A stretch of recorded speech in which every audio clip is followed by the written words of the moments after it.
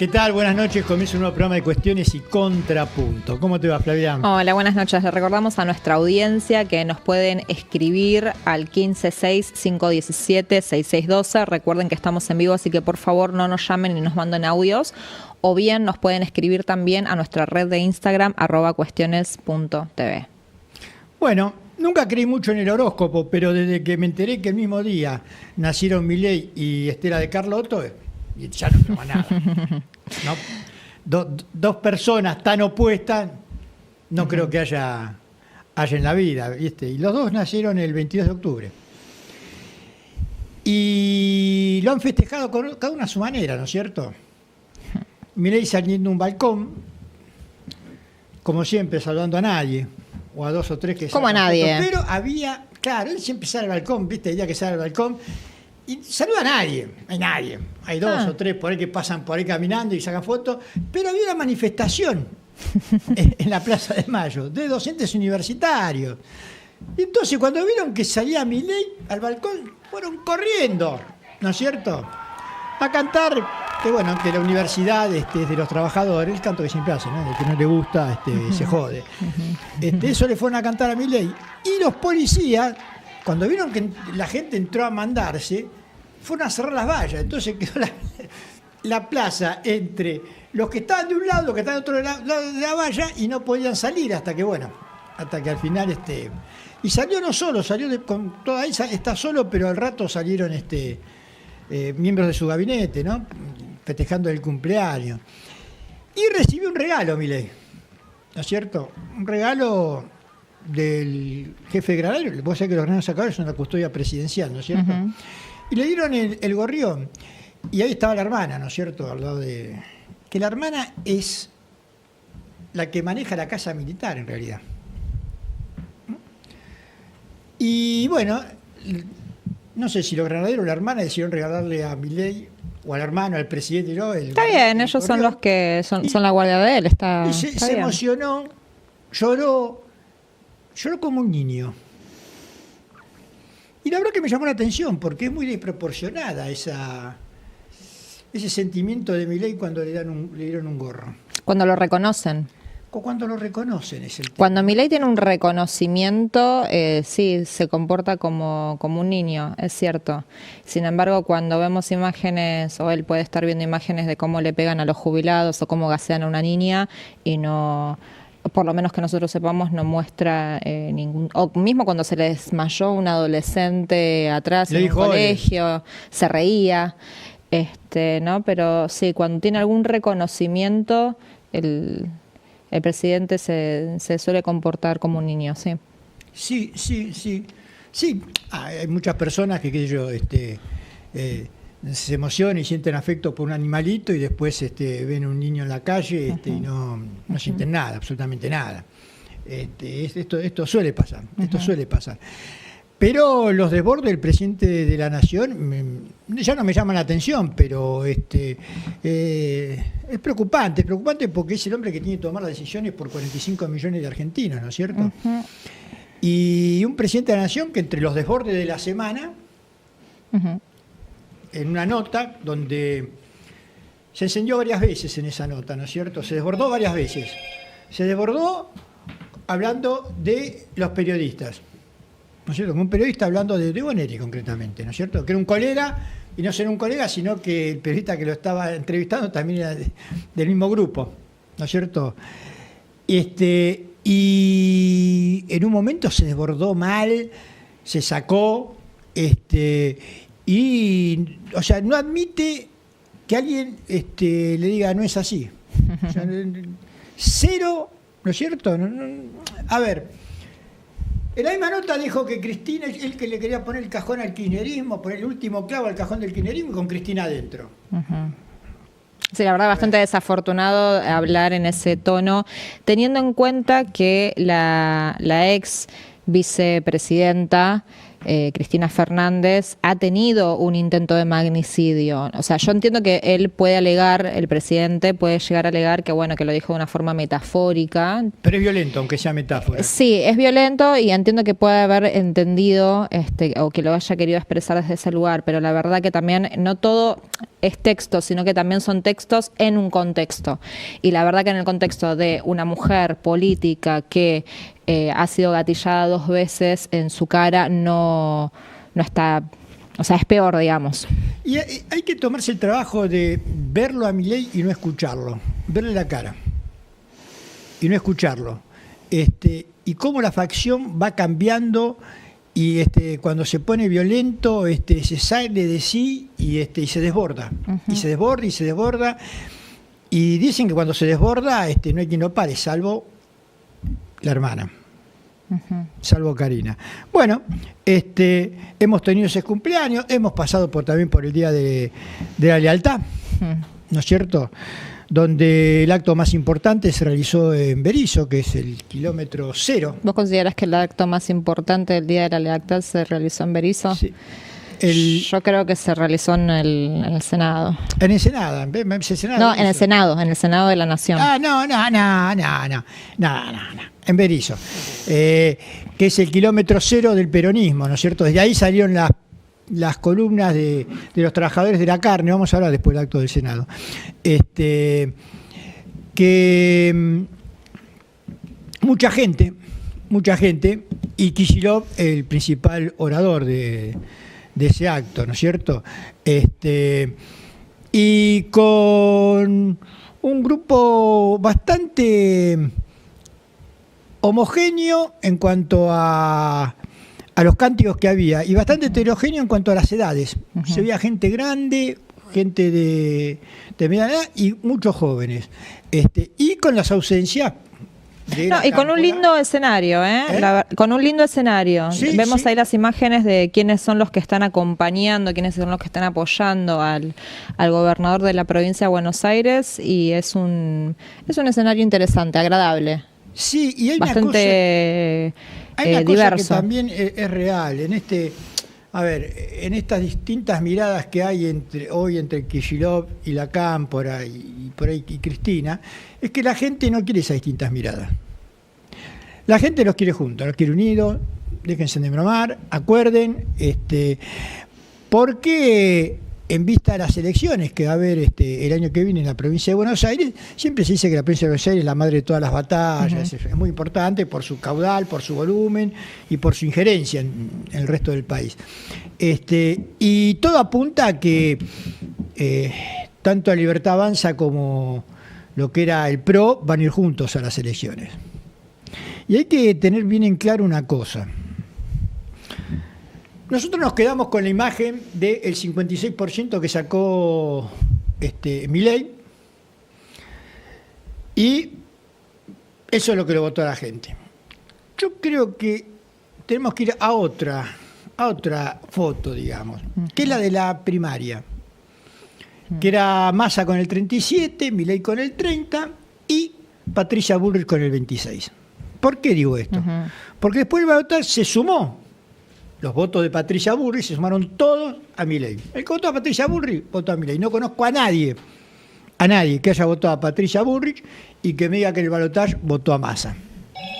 Esto no se dio así. Pero bueno, ¿y qué ocurre? Acordate que ese 30% original de Milei, en toda su campaña, Milei no hizo antiperonismo. Milei fue antisistema, que era otra cosa. Y lo votó el 30% de la población. Él no hizo antiperonismo. Sí, de hecho creo que hasta me da la sensación de que se metió más con Patricia Bullrich que lo que se metió con Massa. Exactamente. Como que él eligió que su opositora, digamos, era Patricia Bullrich, como jugar por derecha, digamos. Ahora, ¿qué ocurre? Hoy en día, tras 10 meses de gestión, Milei ha perdido caudal, pero ha mantenido ese 26% de votos prestados, lo sigue manteniendo. Ese 26% fundamentalmente es el voto antiperonista. Y el 30% original, del 30% original es donde él está perdiendo votos. De ahí que hoy sí su discurso es antiperonista. Va por la gente que votó al PRO. Dilema que tienen los radicales hoy también es terrible. Hoy se fracturó en el Congreso de la Nación la bancada radical. Y de los 33 miembros, 12 se apartaron, que son los que responden a Manes y a Lustó, ¿no es cierto? Se apartaron y formaron su propio bloque. Pero hoy el radicalismo, su base de votante, pasó a ser el del radicalismo, digamos, entroncado en lo que era el alvearismo, el del arruismo, el de Balbín, la derecha radical. No el que en un momento fue Irigoyen o más para acá Alfonsín. Entonces, así que ellos ya pegaron el salto, esos radicales ya pegaron el salto antes, ¿no es cierto? Y hoy el radicalismo está mucho más a la derecha de lo que puede ser en la década del 80. Y los dirigentes que no quieren estar con Milei no tienen hoy dónde abrevar, dónde buscan sus votos. Y uno está observando que para el año que viene, más allá que son elecciones, si bien son nacionales, se va a disputar mucho provincialmente, van a ser parcializadas por provincia, pero por lo menos en la provincia de Buenos Aires se va a configurar entre el oficialismo y la oposición, que va a ser el peronismo. El tema es si el peronismo puede ir unido. Si puede ir unido, seguramente ganará en la provincia de Buenos Aires. Porque el oficialismo, hoy hay que sumar al PRO también ese oficialismo. Y en la ciudad autónoma, el PRO necesariamente va también a configurar estar con la Libertad Avanza, porque si no, corre el riesgo de perder en la ciudad autónoma el PRO. Entonces se está reconfigurando todo en vista de una estrategia que, por supuesto, si al gobierno le va bien es una cosa y si al gobierno le va mal es otra, pero hoy nada indica que al gobierno le puede ir bien económicamente, porque hoy los bolsillos están vacíos, siguen estando vacíos, y por más que mucha gente tenga fe y esperanza, ¿no es cierto?, cada vez son menos los que tienen esa fe y esperanza, porque el bolsillo es el bolsillo, acá me están llamando por teléfono, estoy en vivo, bueno. El bolsillo es una víscera muy sensible, es la más sensible de todas, decía Perón. Y creo que el bolsillo es el que va a determinar las elecciones del año que viene, por un lado. Y está en la inteligencia de la oposición de mantenerse unida. ¿Por qué? Porque lo decía, el otro día lo escuché al expresidente uruguayo, ¿no es cierto?, a Mujica, decir que la derecha se pone de acuerdo fácil porque lo que los une son los negocios y los intereses. Mientras que por ahí los grupos progresistas de izquierda no, porque es la ideología, entonces discuten todo y es más difícil que se pongan de acuerdo. O sea, para la derecha es mucho más fácil ponerse de acuerdo. Y esto es lo que se va a ver. Esto es lo que se va a ver. Ahora, a mí, por más allá de las encuestas y todo, me resulta muy, pero muy raro que le pueda ir bien a un gobierno que ha empobrecido a toda la población. Bueno, o sea, yo creo que eso va a depender mucho también el escenario de cara a las elecciones del año que viene. Yo considero que va a ser un escenario de minorías intensas. Yo creo que es una muy buena oportunidad también, al ser una legislativa, que jueguen el peronismo dividido, que jueguen los radicales en la suya, que digamos que cada jardincito, digamos, juegue por su parcela para disputar después en última instancia en unidad o ver cómo, porque yo veo muy desordenada la oposición y veo muy desordenado también el propio gobierno, o sea, desde el presidente que no tiene senadores prácticamente, que no tiene diputados, que no tiene intendentes, que no tiene gobernadores, el PRO que para seguir existiendo tiene que estar sí o sí con Milei, el peronismo que está completamente desordenado, digamos, me parece que también sería una opción el año que viene de minorías intensas y que cada uno se mida y diga, bueno, a ver, yo tengo esto, tengo tanto, sí, tengo pero aquello. en una sociedad tan... No lo descarto, digamos. Puede ser. Yo creo que va a ir más hacia la polarización que hacia la balcanización. Pero bueno, lo veremos. Nos vamos a un corte. Dale. Y al regreso continuamos con más cuestiones y contrapuntos.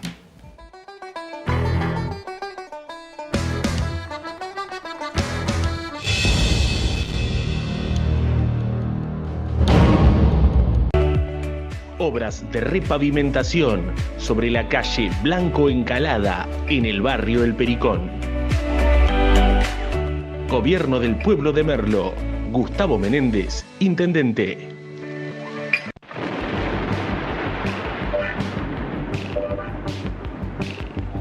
El auto que estás buscando está en Juan Manuel Automotores.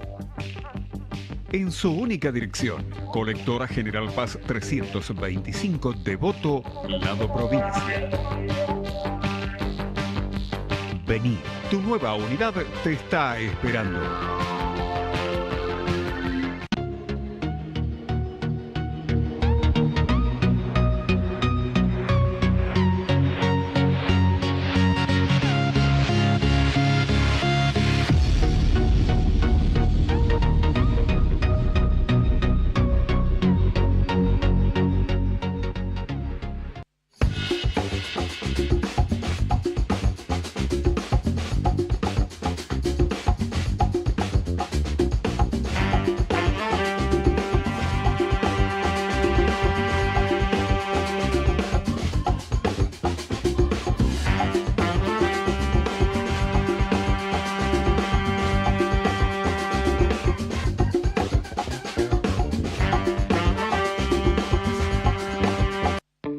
Seguinos en nuestras redes sociales y entérate de todas las actividades legislativas.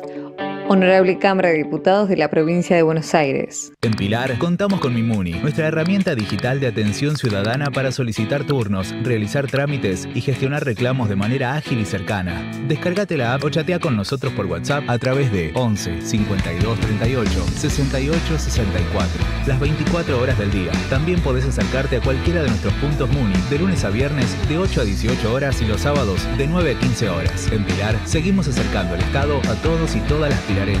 Pilar presente con futuro. Las apuestas online pueden afectar mucho a los jóvenes, así como a sus familias. Aunque no lo veamos, pasa. Empecemos por conversar. Llama al 0800-222-5462. Municipio de Morón, Corazón del Oeste. Invertir en una franquicia Los Amores es una excelente oportunidad de negocio. Hace 50 años trabajamos en el mundo del helado para hacer crecer la tradición italiana en Argentina, con calidad, capacitación continua y mucho amor por el cliente. En los barrios donde tenemos las franquicias nos reconocen como esa heladería de confianza e innovadora. Somos una familia que apostó y sigue apostando, con más de 120 locales en todo el país. Para abrir una franquicia de Los Amores, hay posibilidades en todo el país. No tenés que abonar el fee ingreso, que es el pago inicial, tampoco por la publicidad institucional. Si sos apasionado por el helado, te gusta trabajar en equipo y brindar un servicio de calidad al cliente, sumate a esta familia con una franquicia de Los Amores, que te permite invertir con rentabilidad.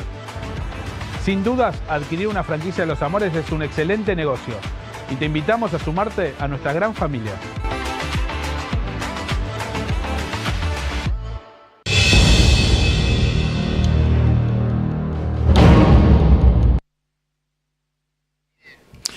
Bueno, continuamos aquí en Cuestiones y Contrapunto y antes de ir a nuestro primer invitado de hoy, vamos a un consejo, una recomendación que nos va a dar Flavia. Así es, como cada miércoles les vengo a hablar sobre OSDEPIM.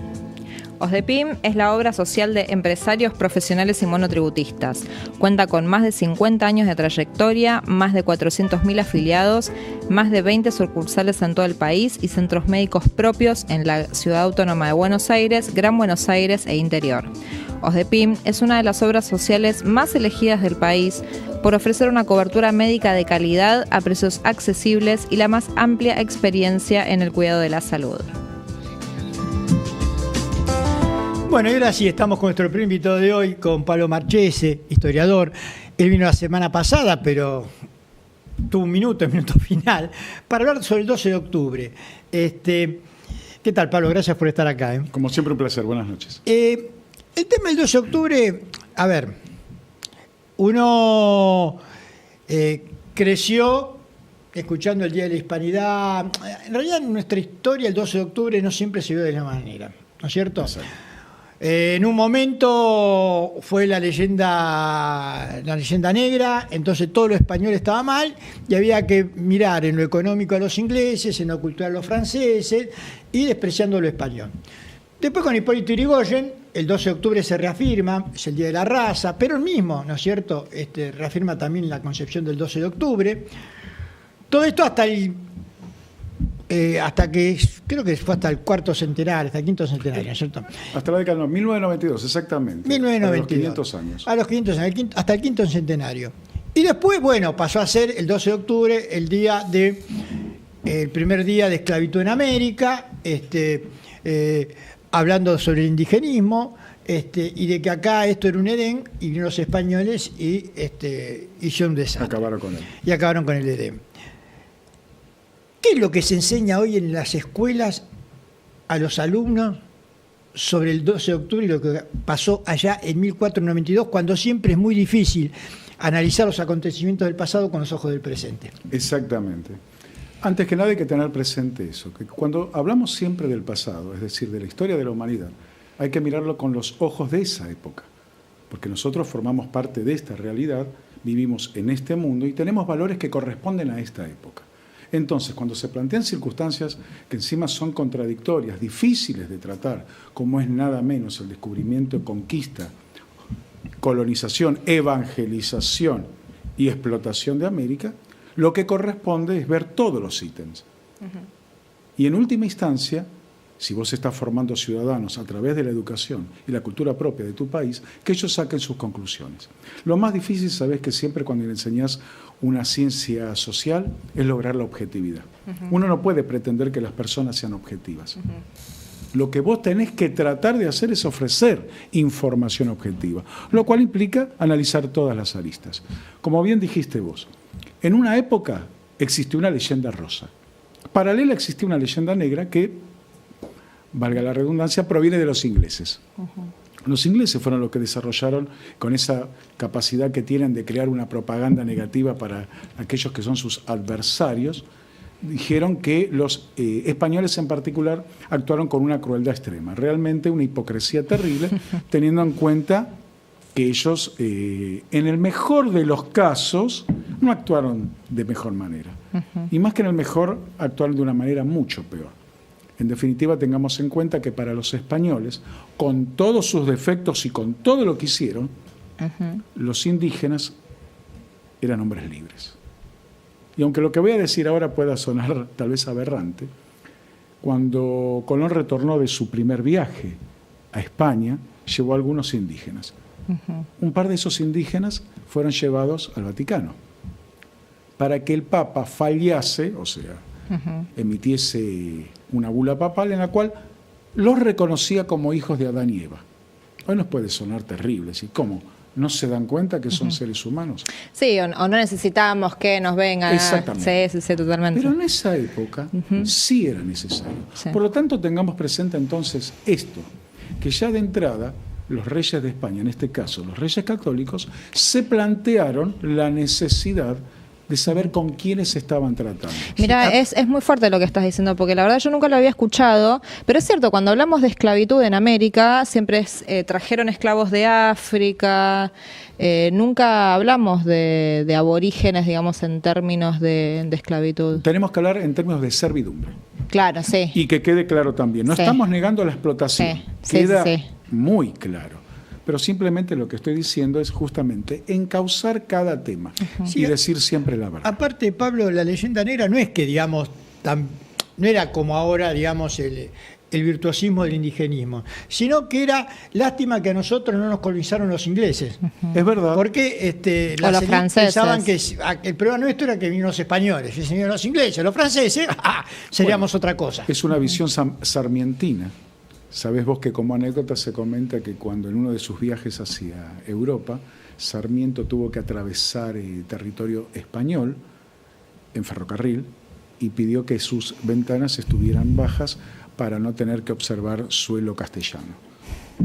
Anécdota, leyenda, cuando digo leyenda, mitad verdad, mitad mentira, no lo sé.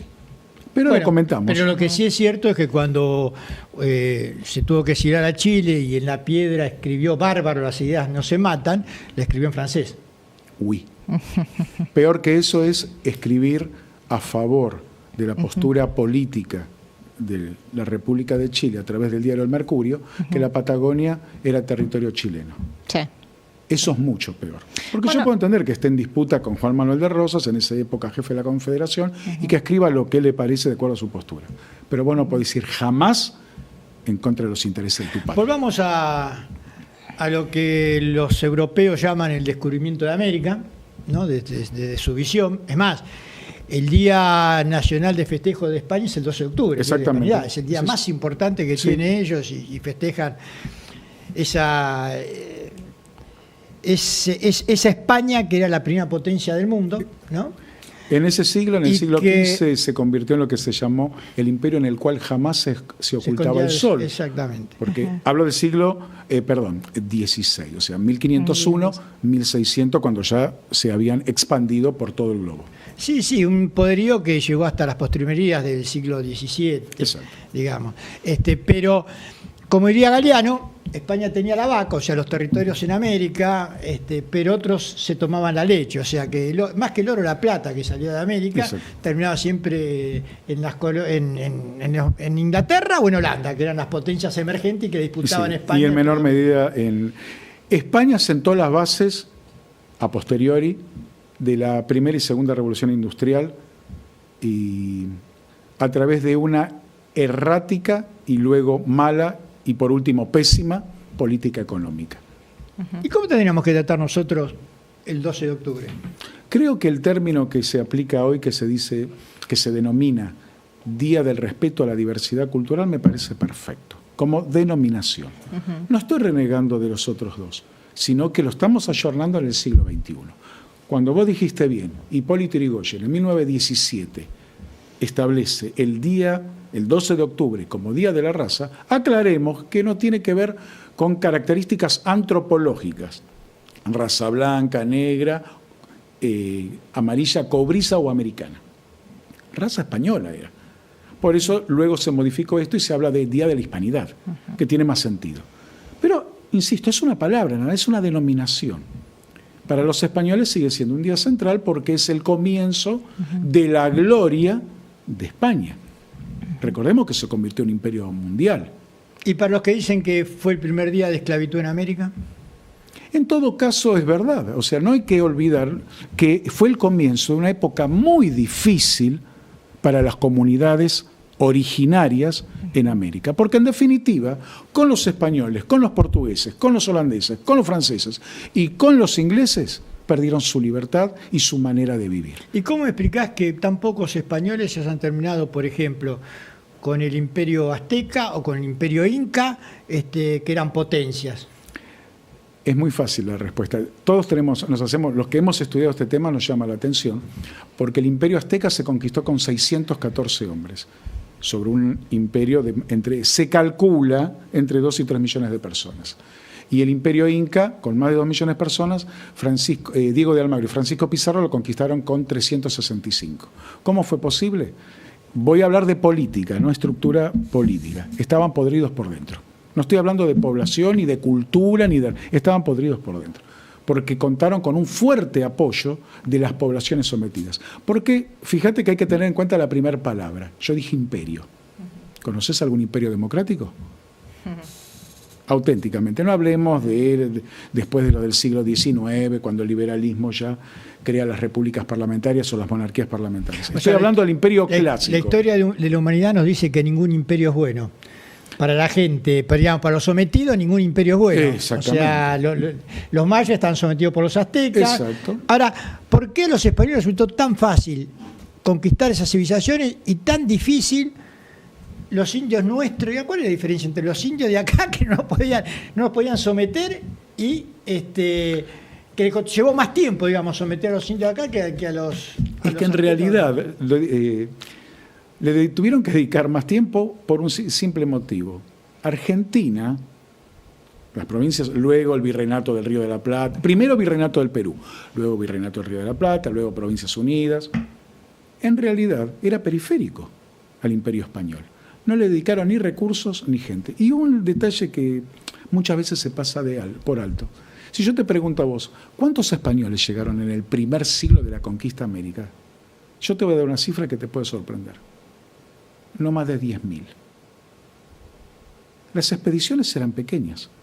Expediciones de 100, 200, 300, 500 personas. Sí, pero tampoco había una tecnología para viajar. Y mujeres mucho menos, ¿no? Nada. El primer siglo no llegaron mujeres. Los españoles tomaban mujeres. Cuando digo tomar, en el buen y en el mal sentido. En el buen sentido, porque como muchas expresiones igual traían siempre sacerdotes, les estaban encima de formar familia cristiana. O sea, vos sabés que hasta las leyes de 1880, en tiempos de la primera presidencia de Roca, no había registro civil en sí, bueno, se encargaba la iglesia. El testamento de Irala es muy famoso en esa cuestión, ¿no es cierto? El primer gobernador que tuvo Asunción del Paraguay, lego a mi hija tal, que tuve con la hija tal, que casé con don Juan de tal cosa. Lego a mi otra hija tal, que casé con tal, digamos, hizo cargo de todos los hijos que tuvo con distintas indias. Bueno, y así luego también ocurrió lo otro, que sabemos, también existieron violencias, violaciones, abusos, por supuesto. Pero coexistieron ambas realidades. Por eso, si vamos a hablar de leyenda negra y leyenda rosa, tendríamos que en realidad morigerarnos un poco y ver aspectos positivos, neutros, si querés, que no los hay, y negativos. Yo tengo una pregunta para este tema que cada tanto se vuelve a reciclar, ¿no? Sí. El mismo debate de esto no es Latinoamérica, esto es Hispanoamérica. Sí. ¿No? Como... Son denominaciones. Vos tenés cuatro. Tenés la América anglosajona, que está también mal dicho, porque América anglosajona son Canadá y Estados Unidos, pero Canadá es anglo-francés, claro, a partes iguales. ¿Y por qué te digo a partes iguales? Hace unos años hubo una nueva votación para decir si el Quebec, que es la provincia francesa, se separaba del Canadá británico, y la cifra fue 49 y pico a 51 y pico. Están ahí. O sea, en realidad es anglo-francés. Estados Unidos diría que es anglo-hispano, porque tiene más de 50, 60 millones de personas cuya lengua madre es el castellano. Sí, incluso la independencia de las 13 colonias en un territorio ínfimo comparado con lo que le sacó más de la mitad a México. A ver, Estados Unidos se crea a partir de una política de compra de territorios, aprovechando desgracias ajenas como la de Napoleón en la guerra en Europa, que se lo compra, la Luisiana se la compra por, uno dice, 13 millones de dólares. Era plata para la época, uno dice, no, es ridículo, no, era plata. Pero cambiar plata por esa cantidad de territorios. Y lo otro, conquista. En el caso de México fue una conquista abrupta, expoliación y violenta sobre un país que no... O sea, sí, no por tiene eso sentido. nos llama la atención que las ciudades de la costa oeste de Estados Unidos tengan todos nombres hispanos. No nos tendría que sorprender. Los Ángeles, no nos tendría que sorprender. San Francisco, porque es, en fin. Vos te acordás, hemos visto toda la serie El Zorro, ¿no es verdad? ¿Te acordás que muchos capítulos comenzaba Los Ángeles? Sí. California española. No nos tiene que sorprender. Pablo, gracias por haber estado acá con nosotros. Y bueno, seguiremos hablando de este tema del 12 de octubre porque nosotros somos producto de ese choque. Exacto. De ese choque entre el barro y el acero. Y siempre cuando chocas el barro con el acero se sabe que Permitimos lo que una pasa. pequeña modificación, más que choque, simbiosis. Simbiosis, decís Si vos. somos lo que somos... Pero a la fuerza, una simbiosis media a la fuerza. Así es la historia de la humanidad, los imperios. Pero sí, porque nosotros también tenemos un modo de ver el mundo y de pensarlo, porque el idioma también te hace a tu cosmovisión. Habla de una cultura en particular. Gracias por haber venido. Gracias a ustedes. Buenas Damos un noches. corte y continuamos con más cuestiones y contrapunto.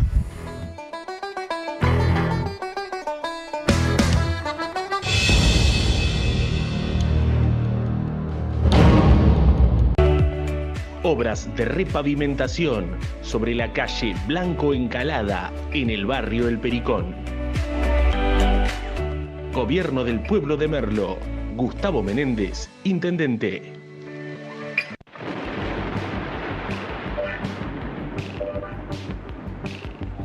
El auto que estás buscando está en Juan Manuel Automotores. En su única dirección, Colectora General Paz 325, Devoto, Lado Provincia. Vení, tu nueva unidad te está esperando.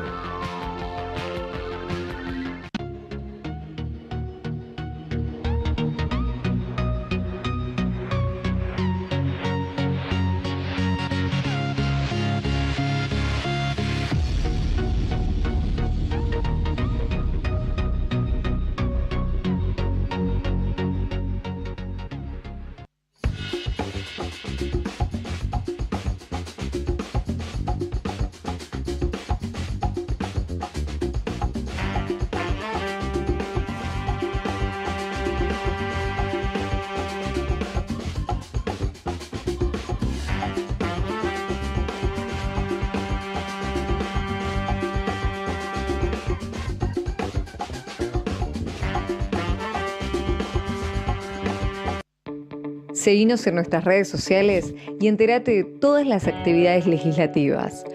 Honorable Cámara de Diputados de la Provincia de Buenos Aires. En Pilar contamos con Mimuni, nuestra herramienta digital de atención ciudadana para solicitar turnos, realizar trámites y gestionar reclamos de manera ágil y cercana. Descargate la app o chatea con nosotros por WhatsApp a través de 11 52 38 68 64, las 24 horas del día. También podés acercarte a cualquiera de nuestros puntos Muni de lunes a viernes de 8 a 18 horas y los sábados de 9 a 15 horas. En Pilar seguimos acercando el Estado a todos y todas las pilarenses.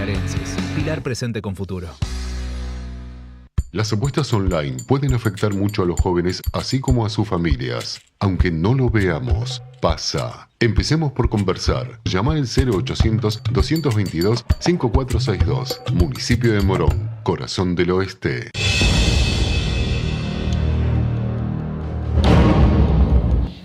Y continuamos aquí en Cuestiones y Contrapuntos, y antes de ir a nuestro segundo invitado de hoy, vamos a una pequeña recorrida al municipio de Merlo. Allí se cerró la feria, de hecho, en Merlo. Estuvo el intendente Gustavo Menéndez, estuvo también Guado de Pedro, el senador provincial y nacional, el senador nacional por la provincia de Buenos Aires, y también estuvo Julia Estrada, entre los que estuvieron ahí, y Hernán Lecher. Así que bueno, vamos a la nota que hicimos ahí en Merlo.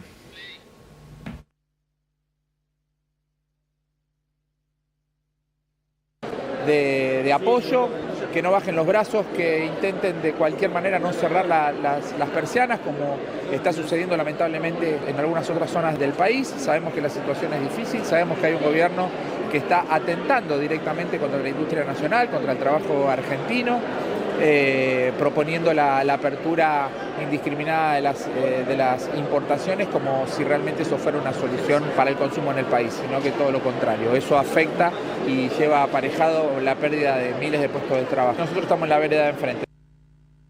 Es un honor acompañarlos a ustedes, estudiantes y empresarios, porque nos enseñaron siempre que la Argentina puede ser un país que funcione.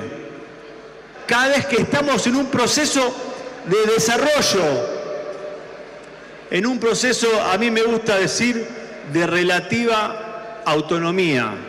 Cuando un gobierno, o cuando un pueblo, cuando un país, y escuchen esto, cuando un país puede decidir su futuro, eso es independencia y es una de las banderas del peronismo. Siempre voy a estar presente cuando los jóvenes de Merlo quieran pensar, quieran discutir, quieran cuestionar, cuando los jóvenes de Merlo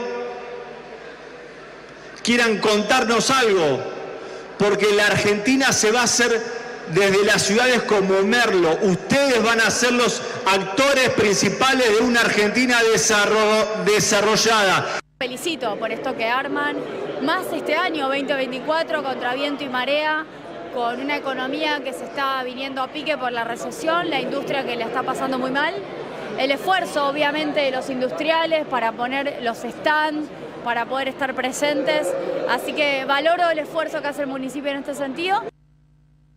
Me encanta el título de la Expo. Soy un promotor, un defensor de lo que tiene que ver con la industria. Vengo de un distrito como San Martín, que es industrial, esencialmente industrial y pyme. Así que siempre me pareció y me parece que la industria, que es el motor principal, o yo quisiera que fuera el motor principal de la economía argentina, plantea desafíos. Hoy acá en nuestra charla planteamos en buena medida parte de esos desafíos que implican pensar una Argentina y quizás aportar a pensar un distrito como Merlo en clave industrial y en clave industrial pyme. Bueno, esto es lo que veíamos que ocurrió en el municipio de Merlo, el cierre de Hecho en Merlo, la exposición que hacen todos los años en ese municipio. Y ahora estamos con nuestro segundo invitado de hoy, con Roberto Panzotro Coco Zurra, sí, señor. ¿no? Amigo de la casa, profesor de Ciencias Políticas y militante de toda la vida del peronismo. Y te invitábamos porque hubo una foto la semana pasada, el Día de la Lealtad, ni más ni menos, que se dio a conocer que fue la foto que se sacó en España la vicepresidenta, ¿no? Victoria Villarroel con María Estela Martínez de Perón, con Isabel Perón. Y ese mismo día también, en el Senado, ¿no es cierto?, se descubrió un busto de Isabel Perón, en el lugar donde estaba Néstor Kirchner, en el mismo lugar que sacó Villarroel Néstor Kirchner, bueno, ahora puso Isabel Perón. Y vos siempre has sido un hombre que ha luchado y ha mandado carta a todos los presidentes para que pongan el busto de Isabel Perón, como corresponde, entre los expresidentes que hubo en Argentina, y nunca tuviste respuesta. ¿Te llamó la atención esta foto? ¿Te llamó la atención lo que pasó el 17 de octubre en el Senado? Sí, me llamó la atención gratamente, y más allá de que yo combato a este gobierno y lo voy a combatir hasta el último día de mi vida, espero ver que sea relevado por un gobierno nacional y popular. Yo le agradezco a la doctora Villarroel haber reconocido a Isabel Perón, pese a que ella aclaró que no pondera su gobierno, ni que para ella es Isabelita. Ella aclaró, para mí es María Estela Martínez, y yo no hablo, para mí el gobierno de ella no lo calificó ni lo descalificó, pero yo que lo califico como un gobierno extraordinario y que para mí sí es Isabelita, yo le agradezco a Villarroel, porque me parece que el pudor republicano debe salvarnos de este salvajismo en el que nos ha metido el libertarismo mileísta, ¿no es cierto? A Isabel Perón la reconoció Alfonsín, el doctor Raúl Alfonsín la invitó a su asunción, y además Isabel Perón firmó, cuando se hizo el pacto democrático en el 84, a pedido de Alfonsín, porque los militares estaban hackeándolo, se hizo un pacto de apoyo a la democracia con todos los partidos, con el radicalismo, con el desarrollismo, con el socialismo del Colorado Ramos, con un montón de partidos. Por el peronismo firmó Isabel Perón, y después la invitó Carlos Saúl Menem, gobierno que repudio totalmente ahora, porque fue un gobierno que, si bien no encontró un país en crecimiento, encontró un país en llamas, él podría haberlo llevado hacia otro lado y no lo hizo. Pero agradezco que la hayan reconocido a Isabel Perón, cosa que después no volvió a ocurrir. Al contrario, en el 2007, 2008, la ordenaron la detención, el juez Ollarvide, y según me dijo el flaco Kunkel, Carlos Kunkel, que era diputado en ese momento, cuando yo lo fui a ver por este tema, me dijo que eso fue un error del kirchnerismo. Lo que nosotros teníamos que decirle a Isabel Perón, se lo dijimos entre el 73 y el 76, me dijo a mí el flaco Kunkel. Ya está todo dicho, no hay que seguir, son unos tontos, no me dijo tonto, me dijo otra palabra, pero quédese tranquilo, compañero, que vamos a levantar eso. Y no se levantó nunca. Si Isabel hoy quiere venir acá, va presa. Y además, como veíamos recién en las imágenes, era el descubrimiento, digamos, el levantamiento del busto de Isabel Perón junto con Claudia Rucci. Con la hija de Rucci, que ¿por qué tiene que venir un gobierno libertario a rescatar a José Ignacio Rucci? Yo le mandé 2 cartas a Alberto Fernández, una por correo y otra se la llevé en mano, fuimos con Alberto Bertossi. Le dejé 2 cartas en el Instituto Patria a Cristina, una se la llevé con mi señora, otra se la llevé con mi hija, y le mandé una tercera al Senado. Y le mandé una carta a Máximo Kirchner. Ni siquiera me contestaron las cartas. Entonces, cuando terminó ese gobierno, el 12 de diciembre, 2 días después de haber asumido las nuevas autoridades, pedí una entrevista con Victoria Villarroel, que no me fue concedida.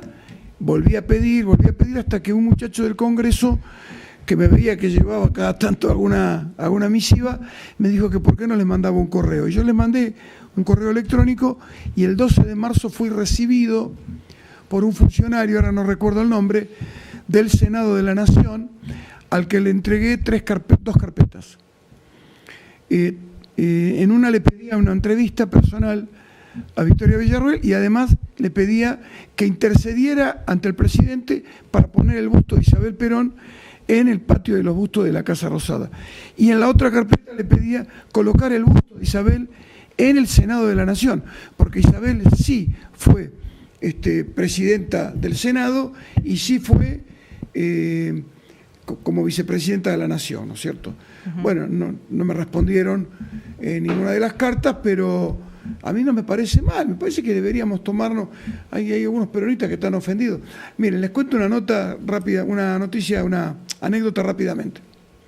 Cuando en el año 94 yo me propuse rescatar el nombre de Marechal, que estaba olvidado, ni siquiera se conseguían las obras de don Leopoldo, visité a medio centenar de intelectuales argentinos, Enrique Cadícamo, Ernesto Sábato, Ben Molar, Lito Nedia, qué sé yo. Y entre ellos lo visité a Horacio Salas. Y Horacio Salas contó que cuando apareció la novela de Marechal, la segunda novela, El banquete de Severo Arcángelo, y lo pusieron en la tapa de primera plana, muchos periodistas se decían, ¿cómo? ¿Marechal vive? Y hoy muchos dijeron, ¿cómo Isabel vive? Porque no hay ni noticias de la que hizo un gobierno extraordinario, porque fue un gobierno extraordinario el realizado por aquel tercer gobierno peronista, aquel tercer gobierno peronista que fue del 73 al 76, y hoy tanto el progresismo como el liberalismo te responde con 5 tips cuando vos hablas de ese gobierno: López Rega, Montoneros, AAA, Rodrigazo, y lo último, Isabel no estaba preparada para gobernar, como si hubiese tenido tiempo de prepararse para gobernar durante 18 años de resistencia. Tenemos llamados, ¿no? Sí, tenemos mensajes de Javier de San Martín que dice: saludos al historiador, muy bien explicado cómo fue la conquista de América. Y por otro lado tenemos también a Silvio de Morón que dice: Coco Zurra, escritor referente de la cultura de 3 de febrero, un abrazo muy grande. Gracias por comunicarse. Muchas gracias, Silvio. Capaz que es un viejo alumno, no sé. Coco, a ver, también hay que decir que la negación de Isabel Perón no es producto del kirchnerismo. Isabel Perón siempre fue una gran olvidada del peronismo, en la década del 80 y en la década del 90. Y cuando digo olvidada del peronismo, me refiero no solamente a los dirigentes que estaban, sino que dentro de la base no se discutía tampoco el tema. Era como, de eso no hablemos, mejor no hablar. Era una cosa rara, ¿no es cierto? Porque ni siquiera para decir, bueno, fue un mal gobierno, discutamos que fue un mal gobierno, o si fue un buen gobierno, ¿qué hizo, qué no hizo, estemos de acuerdo, no estemos de acuerdo? No, parece que hubo un pacto de silencio entre el peronismo, nada más discutiendo Isabel. Hay una cosa que es cierta, ¿no es cierto?, cuando hablan de la capacidad de Isabel, Perón era irreemplazable. Esto es así, Perón era irreemplazable. Bueno, no por nada, nadie puede reemplazar a Perón. Tal es así que se fue todo al demonio cuando se murió él, digamos. Ahora, cuando vamos objetivamente a lo que hizo el gobierno de Isabel, ¿no es cierto?, en materia económica, en materia social, en materia, todos sus pros y sus contras, que podríamos haberlo discutido. No se discutió. ¿Por qué vos crees que fue la gran desaparecida también Isabel Perón del peronismo? Porque los creadores de sentido, los docentes, los periodistas, los políticos, los dirigentes, los catedráticos, tuvieron miedo, fueron cobardes y no quisieron rescatarla porque el periodismo te crucificaba si la rescatabas. El periodismo no te perdonaba. A ella no le perdonan, primero, el apellido Perón. Segundo, no le perdonan haber cañoneado una nave inglesa, el Endurance, el 4 de febrero de 1976, cuando estaba navegando aguas argentinas y no quería detenerse. Isabel ordenó cañonearlo. La corona británica mandó a Lord Shackleton a ver qué había pasado con el buque Endurance, que era el cañoneado. Y Isabel lo sacó con cajas de templada a Lord Shackleton y al embajador. Eso no se lo perdonan. No se lo perdonaron a Juan Manuel, no se lo perdonaron a Dorrego.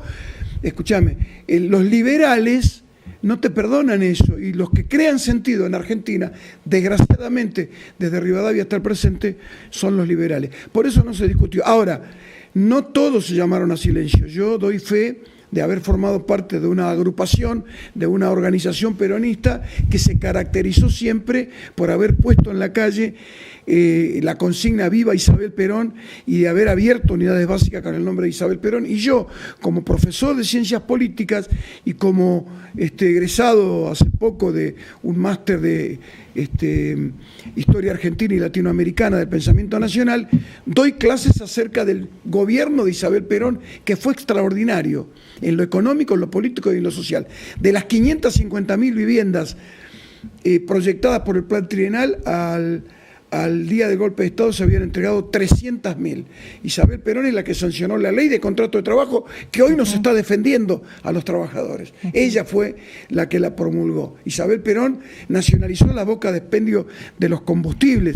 Isabel Perón sancionó la ley para la lucha contra la drogadicción y defendió a la Argentina en un momento en la que el Comando Cóndor, que ya había volteado a todos los gobiernos latinoamericanos, pretendía voltear al gobierno argentino a través de la guerrilla. Isabel le puso la cara y derrotó a la guerrilla. Es mentira que a la guerrilla la derrotaron los militares.